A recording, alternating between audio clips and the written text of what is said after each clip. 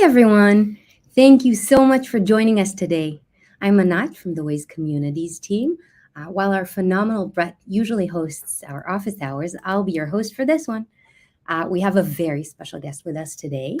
Our Waze CPO, Chief of Product, Tina Weyand, is here with us today. She'll be saying hi in just a few minutes. But before that, I have a few housekeeping notes. So, as you may know, we scheduled two of these calls for today. This is the earlier call. We do this whenever we can to allow members from more time zones to join us. But we prepared just one deck. We plan to cover the same topics during both calls, but you know how it is with live sessions. They may end up looking entirely different. So it's great to see you here, and let's get started. So as we already mentioned, we have our amazing Chief of Product with us today, Tina Weyand. Tina will introduce herself, but I have a few more notes before that. For today's office hour session, we'll start with this quick intro we're doing right now. Then we'll get to know Tina through her own introduction and a few fireside chat questions. After that, we'll answer the questions you submitted for Tina, and we've also worked in some questions from the NA Mega Meetup, which took place recently. We're enjoying the fact that we have Tina here to keep answering the questions we didn't get to during the meetup, since we're sure everyone who joins these office hours is also interested in hearing our responses to those questions. So we're done with the agenda for today's call. Let's talk about the next office hours. On April 16th, we'll be dedicating the monthly show to WME and safety. We'll be taking a closer look at the new issue tracker and meeting with the Insights and Safety Squad to learn more about their upcoming closures initiatives. More details to come on the forum and Ways discussed. And now, let's hear from our Chief of Product. Tina, take it away. Thanks, Anat. It's so great to be here with you. I just am going to do a quick introduction. So I'm a longtime product leader. I've more years in product than I care to count. In fact, that's one of the downsides of refreshing my bio is then I start counting the years. But anyway, it's more than 20 years in product management. Google, Expedia, Vrbo, also known as HomeAway, IEC, and Yahoo back in the day. So in addition to that, I have also managed some operational roles. And I have to say, in joining Waze, I'm truly impressed with the community operations team here. They seem really phenomenal. And my parents were small business owners. So I grew up in a house in which my parents were running a business outside of their house. And so at a very early age, I learned how to answer the phone and take notes. And so I think I've always just had that business mindset from the get-go. I'm an avid runner. I recently fell yesterday running 6 miles. So if I'm grimacing a little bit, I'm in a little bit of pain. And I love adventure and art. And if you're wondering what the coffee is, usually it's the question, tea or coffee. I'm definitely coffee. And there's also the question that often gets asked, cats or dogs, and I'm both. So a little tidbit there.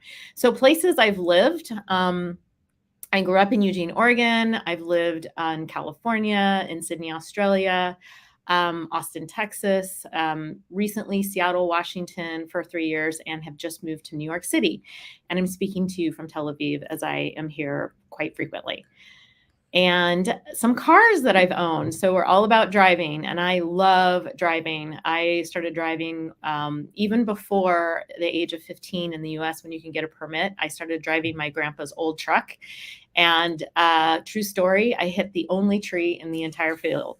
So what I learned is when you are looking at something, you tend to aim towards it. I also really like fast cars. So the MGB was a lot of fun, as was the Subaru WRX. I also have my motorcycles license and often would go motorcycling. I am now carless in New York trying to figure out what car to get. You can go to the next slide. So why am I here? Why am I at Waze? Why was I so excited to answer the call to consider myself for the Chief Product Officer? One is I love to create value and develop solutions that delight users. I love products, and here are some of my favorite products besides Maps, which I've been using, I can't even tell you how long, even before it was digital. I drove with Maps because I used to drive all over LA, but I love weather apps. I like to know what's going on and where I am, I guess. And I like fitness apps. And I think that they've really done some amazing things, particularly for the elderly. I know I have watches for both my parents because we're quite elderly now in case they fall down. And again, I love coffee, which I showed you. And my favorite coffee product right now is my DeLonghi. I also, why am I here? I love to build and grow teams. So this is an outing that our team here in Tel Aviv went on, but I have been managing teams globally for many, many years, and nothing excites me more than seeing the team rise to the occasion, deliver great products, and grow in their career. And I've even said goodbye to some awesome team members because they were ready to take that next step in it. Even though it was leaving my team and maybe going to another company, I always like to celebrate that. And finally, I'm here because of you. So I spent a lot of time thinking about this role and thinking about the community and the community's place in this role. I tried to become an editor. It scared me, and it really intrigued me. And now that I've been here, and I'm going to talk about this a little bit more, but now that I've been here and I see the awesome power that you guys bring to Waze and the Waze drivers, it really is about you. So I want to share a little bit of what we're focused on through all of our surveys that we do and time that we spend in labs with users and talking to drivers and talking to you. Waze drivers love Waze because it reduces the stress of their drive and removes surprises. I started using Waze when I lived in Austin, Texas, and in which weather was a major factor of how I would get from work to home or vice versa. And I loved the fact that I would see Wazers on the road around me in a thunderstorm, and I needed to get off the freeway to drive more safely. And I used Waze to navigate different routes home. And I followed actually the crowd of Wazers as they were navigating the same way I was, which was off the freeway. And so sorry, I can go back. And so one thing I just want to say in our surveys, users want our navigation app to be reliable. And this is going to come up in the next slide. And they love Waze for its helpful real-time insights and alerts and the most update to traffic info, which is what I loved about Waze when I started using it in Austin, Texas. And so in order for us to continue the power of Waze to make every drive smarter and safer, in 2023, we're going to focus on improving the driver experience. I know it's something I heard a lot about in the North America Mega Meetup, and we're going to strengthen our foundation. And that means we need to be where drivers need us. So we're investing a lot in improving our experience in car. We need to provide value on every drive. So we're investing a lot in more real-time insights and things about closures. And we need to be the best community and city partner. And so we've poured more investment into both those areas, and hopefully you will start to feel that. And also we have to provide high quality service. That just goes back to the importance of, being a very reliable app for our drivers. And now we can turn to the fireside chat. Perfect. Thank you, Tina. That was super interesting. And now we'd like to get to know Tina even better with a few fireside chat questions. So let's start with, what have you learned since you joined Waze? Okay, so this really hit me at the North America Mega Meetup. I was watching Gil take questions for map editing complexities that the community wanted some feedback on. And they were, going through some of these really complex questions. And I just sat there and realized how impactful and complex the map editing tool is. So it's got this sort of beauty and complexity to it. And just seeing the map editors at the North America Mega Meetup work through how to solve some complex intersections was super fascinating. And I just came home and I couldn't stop talking about it. I mentioned this a little bit earlier. We need to invest more in map editing, especially in a mobile experience, so that we can capture more map edits on the go, but also just that's where users are increasingly turning towards from the device that they prefer to use. And we need to do both these things so that we can increase our level 1 editor onboarding and then graduating them to L2, et cetera. Another, and I mentioned this earlier, is continued investment in performance. I would say the Waze team has done a lot around this in the last couple of years, and it is starting to pay off. We have crash rates that are lower than industry benchmarks, and we're still working on solving problems like networking and GPS drops. I mentioned this a little bit a few minutes ago. In-car and EV, we're just a little bit late to the game, and we've prioritized making a lot of catch-up progress this half of the year. And then community is super important, and we need to make sure that your efforts result in impact. I know sometimes you don't always see that, and I just have to reiterate, we are committed to, when we're asking for you to take some actions and help us out, that we're then making sure that the impact is felt in our product. And some of the cause for that is we've launched things that haven't been quite finished. And one of the things that I'm committed to doing is making sure that we are completing our work. Okay, thank you very much. Now on to our next question. Which feature do you think needs attention first? Okay, this is going to be a little bit of a repeat, but I think the ease of our app is one of the first things that came up for me, and then also the performance. So again, getting back to that reliability, so that when you're first opening the app in that morning, you are seeing the app start up quickly, and you're able to enter the destination that you need to go, and you can get there. We have some work to do in this area, particularly I would say in projected with in-car. So the other is just, and again, I mentioned ease of use and a mobile capability for map editing. In-car, I already mentioned. I'm just going to keep repeating it. That is where the experience is increasingly going, and there's a lot more for us to do there. And finally, there's more we can do around safety and insights. Lane closures is a big one. When there's either surprise closures or there are planned closures, we need that to reflect in our routing, so that we're routing people around those things, and in our real-time insights, so that drivers can make good choices. So those are the first things that came up for me. Perfect, thank you. Not small. And now for the best question. What do you think about the community so far? Not a loaded question at all. It's awesome. So as I mentioned, I attended the mega meetup in Las Vegas. I got to meet a lot of you. I would just say, like, passion. I'm sure you've heard this over and over again.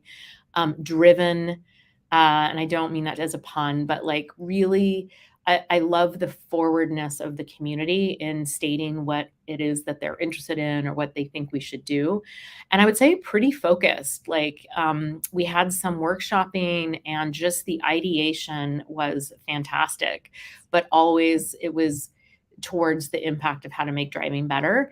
And then all of you are from so many different areas and disciplines. There's even product managers and CPOs like myself, and engineering leaders and civic engineers, and people who have hobbies like knitting or making cookies or whatever. So just quite a wonderfully diverse group that cares a lot about driving. Yes, indeed, we agree. Thank you. Thank you very much. It's great to have you here. Now I feel that we can safely take our relationship to the next level and start answering community questions together. As I mentioned before, during this session, we'll be answering questions our dear community members submitted specifically for this session, and also questions from the NA Mega Meetups Q&A. All right, let's go. Okay, first question. With the increased, I want to read who. This is from Jonathan from Singapore, who is asking, with the increased integration with Google, how is this going to impact the Waze community and Waze's roadmap? This is really a great question, and it's a question that came up a lot in the North America Mega Meetup at all the different roundtables. as well as I know Guy addressed this in the kickoff office hour session in January. And I just want to reiterate his sentiment. I've spent quite a lot of time with the Google Geo team leaders, and unanimously across the board, including my new manager, Chris Phillips, what makes Waze truly unique is our ability to bring a global community together to share real-time insights and help us outsmart traffic. And many of them use Waze, by the way, and they all love Waze. And they're just very interested in seeing how we can make Waze reach more drivers. So that's awesome. So you should just know that right out of the gate. And we have been working with this Geo team already. So as you know, in 2022, we started Project Koifish with the Geo team to explore how we combine our strengths to make the most accurate maps possible on Google as well as on Waze. Waze has the most unique real-time hyper-local data, and it gives us a lot of opportunities for collaboration. So we've been discussing with the Geo team how to make more of the work that we do around surfacing real-time insights. So collecting the driver's reports and making that potentially available to the Google Maps. These are all brainstorming how to make sure that the contributions that the community makes, whether it's around parking or lane closures or what have you, how do we make sure that this can show up in Google Maps if it makes sense? And so, there's an amazing advantage that Waze has, and it really solidifies our brand identity. So I can reiterate what Chris has already stated, and we've already stated, Waze is here to stay as a complete app that's available to drivers everywhere, as well as driving a lot of value to the overall Google Geo ecosystem. So please stay tuned. As we work with them more and we confirm additional ways that we'll be working together, we'll start to share that out. Perfect. Thank you. Okay, so our next question is from Tooltime Tim from Germany, who's asking, after map suggestions, what other projects are planned in collaboration with Google Maps? Yeah, and so hopefully I answered that just a little bit, which is, I think closures is one active conversation that we are having right now with the Geo team. Also, I would say in our relationship with cities, cities play an active role here at Waze, and thanks in large part to the community, the relationships that you have with your local cities has really helped a lot of drivers. And so we're in some conversations with the Geo team on how do we even amplify that more. And if, for example, in Florida, I know there were, there's evacuation routes, and Waze was super quick on getting those evacuation routes on the Waze map. And that's one thing that Geo is very keen to see if we can also have that show up in Google Maps, for example. So we're still in ideation phase, and we'll keep you updated as things get more solidified so that you know what's coming. Okay, that was a perfect example from our crisis team and our first responders from the community. So that's amazing. Okay, on to our next question that came up from two community members. Chad from the US and Jack Wagon are asking, it's beyond time for Waze to revamp the map app UI and try to get some kind of feature or UI parity with Google Maps and other competitors. What are the plans for this? And to reiterate, why is Waze so hard to use versus Google Maps? Things should have improved by now. Awesome. So thanks for the question. It did say Apple Maps, not Google Maps. Sorry. I'm teasing. So I could not agree with you more. And we are focusing on this. So some of the things that we're evaluating right now are how to simplify, again, going back to ease of use, simplify our driving experience, as well as how we interact with the map. Less clutter, more modern. Apple Maps has, I would say, done a pretty interesting job in the last year, and we're learning some things about that. The other thing I would just mention is that we want to add again, both declutter it, but also add, more helpful features. So that makes the drive smoother and gives drivers more confidence. And so we're working on ways to show them why we're taking them on the route they're on, or if they want to add a stop in the middle, which, by the way, I used to try and do all the time when I lived in Seattle, and on in-car projected, it is not easy to do, and nor is it safe. And so we're working on how do we fix that experience, again, to make it easier for drivers. And then I would just say that we're also revamping the reporting menu, again, to make it easier and safer for drivers, either on the mobile app, but also in car, to give us real-time reports. Okay, great. So to reiterate that, we wanted to show this slide because this slide shows how spread out the communities team is within the company.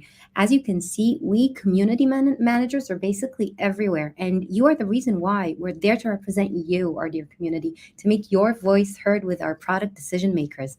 Tina just mentioned that we're working on new squads and new teams, and we're reorganizing everything to focus on the right things. One of the squads that are highly focused on the goals Tina mentioned is the client map and driving squad. And the one you can see associated to it is Mawa. You know our dear Mawa, most of you do. So we wanted you to know that we're there for you. Okay, now on to our next question. Wazer from the UK is asking, will we ever see lane guidance for approaches to roundabouts? Many roundabout entrance lanes are dictated further back down the road. So this is planned for H1 2023. So stay tuned. Hopefully you'll see it coming soon. And the beta community in particular helping us out to make sure we get this right. Perfect. Sounds exciting. We hope it'll make it to H1. We'll keep you posted, of course. Okay, next question. Also from Jonathan from Singapore. What is the Android Auto roadmap? Yes, so I alluded to this a little earlier, but specifically on Android Auto, we are revamping the experience with our new Android Auto projected capabilities. It's in pre-beta. And so once we're done testing, we'll release to beta, obviously, and then do a gradual rollout to production to our entire user base. We're very excited to get this out. And then following that, we are going to put a lot of energy and focus towards feature parity with both mobile and in-car platforms.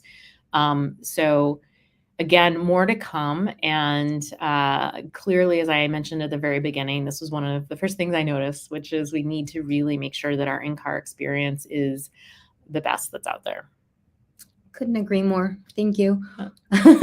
Our next one is also, it also came up from two community members.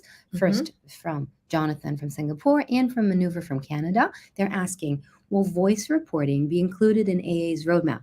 This sounds like an ad currently. Reporting is unsafe with multiple button taps, especially at high speeds. We have 150% growth for in-car in Canada. We need the ability to make reports with voice to text. Having to tap the screen 4 times while driving should not be necessary. This really needs to be a priority from a safety point of view. I agree. We're tackling this on a couple fronts. I know you mentioned voice. That is definitely a solution, but it's not sufficient to rely on that alone because some people just don't use voice or don't want to use voice. And so we're doing 2 things. One is we are starting to take a closer look at our voice flow, both in terms of the information that we give out and the timing of that information so that people have a better voice experience in receiving information like voice commands and alerts and leave voice on. But then also we're starting to work across Google and different Google teams on having a better voice activation experience. The second, that's voice. The second is we're looking very aggressively at streamlining the reporting so there's fewer taps. And that is what I mentioned earlier, that we're completely revamping our reporting experience. And the number of taps is one measurement. We also do a lot of UXR testing where we can video somebody who's using the app, whether in-car or mobile, and it measures how long their eyes need to leave the road in order to complete the task. And there's industry standards around that, and we are using that to make sure that we're not releasing any features that don't adhere to those industry standards. So it's really two.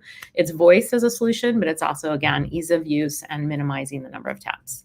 Perfect. But we won't be recording anyone without their consent. These are people who sign up for the tests, right? Yeah, that's right. As well as us who go and try it ourselves. Right. Yes. Staff testing. That's fun. That's right. Okay.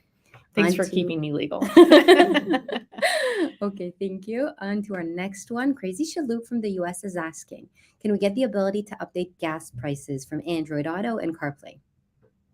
We're going to review this when we add EV options in the in-car platforms. One of the things that we're also evaluating is making sure that we have quality data. So both with EV, but also with gas prices, we want to make sure that the information we are sharing is of high enough quality. So for example, with EV, in each of the countries that we're in, we are making sure that we are getting accurate information about the charging stations, and we have map editors verifying that information. And we have a certain quality bar of coverage, for example, and then we roll out EV in that market.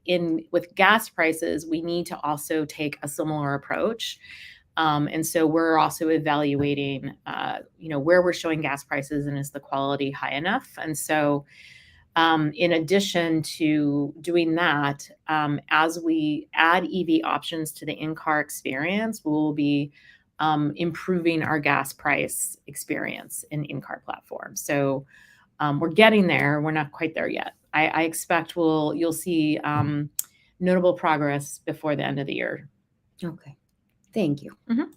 On to our next question, also from Crazy Shaloop from the US. Can we get the ability to add closures from Android Auto and CarPlay? Yes. So there's a couple things. One is closures, which I had mentioned earlier, that is a big focus for us in 2023. But that is around making sure that closures that we know and are planned for, that we are surfacing them in our apps in a timely fashion, but also that our routing and navigation is taking those into account. And then there's the reporting part of it that you asked about. So again, we're revamping the reporting menu, and in particular for in-car, to make it safer and easier for closures to be reported. So stay tuned. I think you're going to see and be pretty happy with what we're going to be coming out with. Sounds great. Thank you. Lots of things to look forward to. So to our next question, Nimper 2000 from the US is asking, what are the plans for merging Farlane's Paths and Junction box functionality? Is this on the roadmap for 2023? That's a great question. So this was one of the areas that I watched at the North American Mega Meetup that I was mind blown. Yes, this was one of the topics that definitely came up, and it is currently on the short list of candidates for the second half of the year.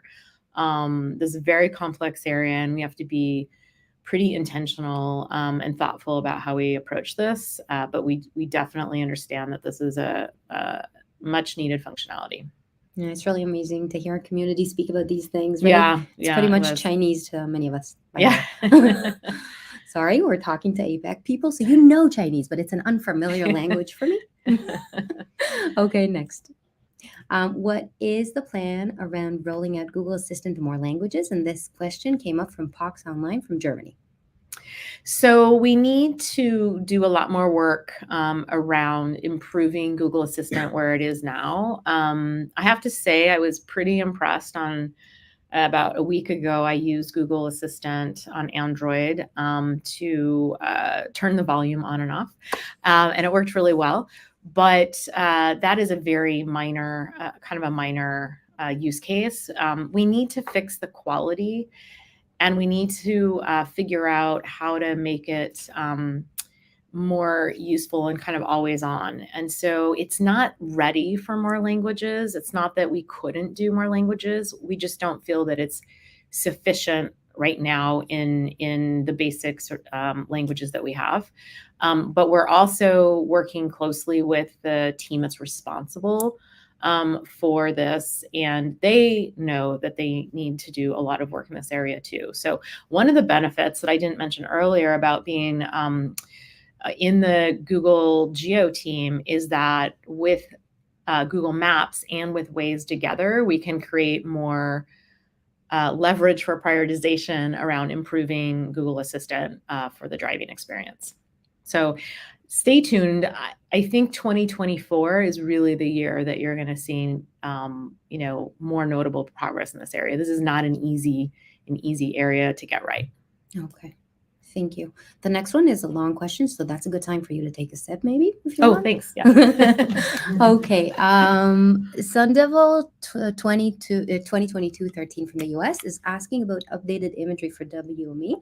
Why does there seem to be a long delay in getting updated imagery in populated areas?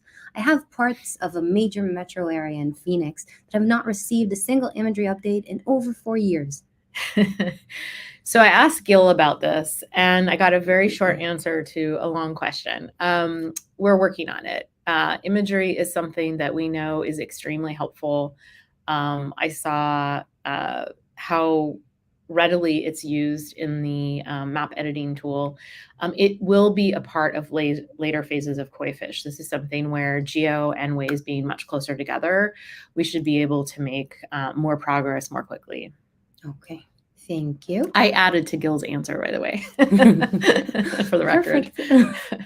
Our next question is from Demi92 from the US, and they're asking, can you share the status of the proposed route or lane simulator so we can actually see or hear what the lane announcements are when we fix an intersection? Yes, and I can definitely see how this would be helpful. We do plan on creating an advanced simulator. I don't have details, and we're going to share more details later in 2023. I expect that, as you saw earlier, that Anat showed all the different community members that are sitting in the squads, that you will be pulled in on this area when we're ready to talk about it. But we know how important it is. We can see how it can really boost the quality, and we're committed to doing it. We just don't have more details right now, so please stay tuned. Okay, thank you. And on a somewhat related note, Larry Hayes 7 from the US is asking, are you going to bring back set as a starting point in the app so we can better test routes closer to the report and not have to use other methods? Yeah, so thank you for pointing this out. We've heard the feedback, and following up on that feedback, we will bring the set as a starting point back to the location preview page. We may move it in the future because we don't think that this is probably the best place for this to be, but we are evaluating what the options are, and we will, of course, let you know ahead of time, but it will come back. It will be for some period of time before we find what we feel is a better place for it so it can be more useful. Perfect. And I gotta say, this is thanks to you, our dear community, being vocal about how important this feature is to you. So we hope you'll see it back in the location preview page in a few weeks. So stay tuned. So the next question is from Hybe3 from the US. I hope I read that right. Many Roadshields are still missing and needed. Will there be an opportunity to add them in the near future? Yes, so Roadshields are ordered in batches, and we're waiting for the 2023 order. And when we get it, we will update when we have an ETA from the designer. So once we can get that batch, then the designers will get to work, and we should be able to then identify the ETA and get back to you. Okay, thank you. Our next question is from Rocket Science Guy from the US. What plans are in the works for better offline functionality in Waze? Waze navigating through poor mobile service areas for long periods of time find themselves without being able to search for gas stations, rest areas, or other places to stop along their routes, often lose their ability to resume or recalculate their route if they do drop somewhere or deviate from the original Waze route, and experience odd behavior in the app. Yeah, this is a good question. I think this is growing in importance, especially as we, have more growth in more countries where this is pretty problematic. So we're trying to figure this out. It's a balance of how much data we load to the phone, and we're looking at how do we improve that offline experience, so that drivers can get where they were going, and if they do need to have a stop along the way for gas, which is a very strong use case, that they can search for that and find it. So it is something that we'll need to carefully work through, and we prioritize fixing our network connections and our GPS connectivity, and then we'll tackle this use case. So I don't have an ETA for that, but I imagine it will be in more the 2024 timeframe. Okay. Thank you. Mhm. Now we're moving on to two questions. It's two suggestions that were submitted through the form for this session. Okay. So the first one is from Edge54 from the Netherlands, who's suggesting a long trip is typically where I stay somewhere overnight. During the trip, I'd like to be able to tell Waze to break the trip down into smaller pieces, and then I can look around those areas for hotels I could stay in. Oh, interesting. So right now we're not focusing on that use case where you're taking a multi-day trip. I definitely understand that scenario. Did that myself in driving around Iceland. We've had suggestions for being able to pause a trip or to search for businesses near you. And we're aware of the multi-day trip. I just think it's going to be something that will follow after we get through the current priorities that we have. And once we get our in-car experience, we get EV, we get ease of use and some new safety features rolled out, we can turn our attention to these more nuanced use cases. Okay. But thanks for your suggestion. Okay, so thank you for the response. And moving on to the last suggestion that came up in this form. Alfonso Crane from Canada is asking, as opposed to Google Maps, the speed limit circle shown on the Waze screen is too small and require you to take off your eyes from the road for way too long. Making it a bit bigger would be a great help. Thank you for the suggestion. This is an area, as I mentioned earlier, in our research, we are evaluating our overall experience of the map, again, to make it easier to use, including the ability to detect information quickly and easily, both whether it's on the mobile device or it's in car. And those have different sort of experiences and considerations. And later this year, we are going to be reworking some of the elements in the app, especially around the map. And so just stay tuned.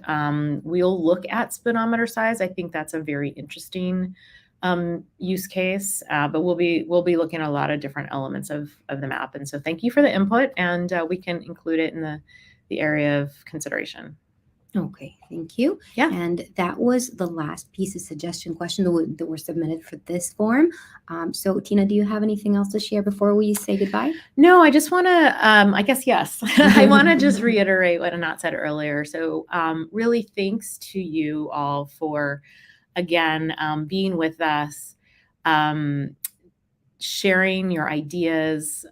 They really do matter. We look at all of them. Obviously, you saw the community leaders here at Waze who are embedded in our squads, and it's really shortening the feedback loops so that we are making faster progress and, frankly, producing higher quality driving experience. So thanks to all of you.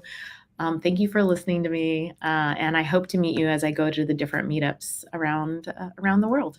Okay, that was fantastic. I want to thank Tina for joining us, and I want to thank everyone who watched this session. It was a great time having Tina here and answering your questions, and we want to invite you to join our next session on April 16th. You'll hear more about it through the forum, and have a good morning, day, night, whatever it is for you.